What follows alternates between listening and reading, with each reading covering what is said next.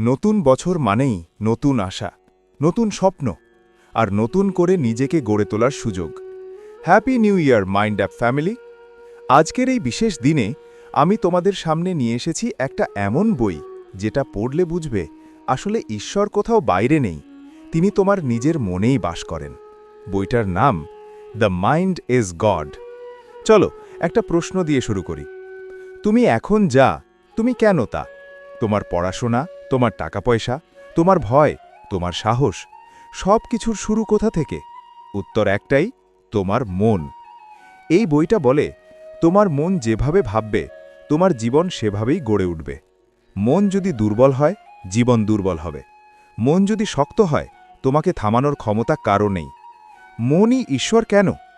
আমরা সাধারণত ভাবি ঈশ্বর মানে অলৌকিক শক্তি, কিন্তু এই বই বলে তোমার মনই সেই অলৌকিক শক্তি।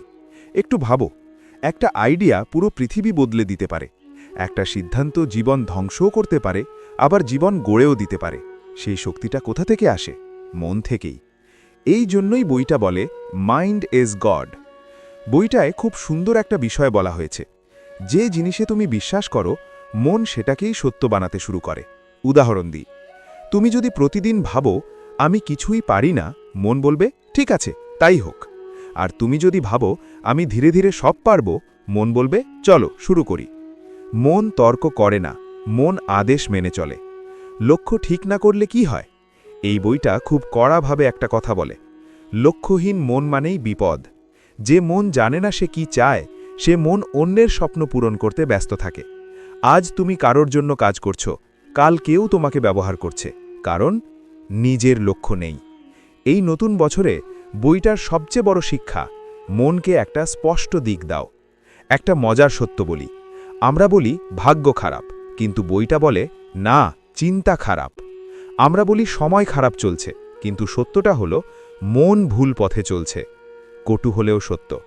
এই বইটা শেখায় তোমার জীবন বদলাতে চাইলে প্রথমে বদলাতে হবে মনকে। নতুন বছর, নতুন রেজলিউশন, কিন্তু বইটা বলে আগে নতুন চিন্তা আনো। পুরনো মন দিয়ে নতুন জীবন বানানো যায় না। মাইন্ড আপ আজ শুধু একটা কথা বলতে চায়, তুমি ছোট না, তোমার স্বপ্ন ছোট না, তোমার মনেই ঈশ্বর বাস করে। তাকে অবহেলা করো না, তাকে ঠিক দিক দেখাও, তাকে বিশ্বাস করতে শেখাও। এই নতুন বছরে প্রতিজ্ঞা করো, আমি নিজেকে বিশ্বাস করব, আমি আমার মনকে শক্ত করব, আমি নিজের ভবিষ্যৎ নিজেই বানাবো। কারণ my mind is my god.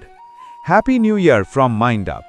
নতুন বছর হোক নতুন চিন্তার, নতুন সাহসের, নতুন জীবনের।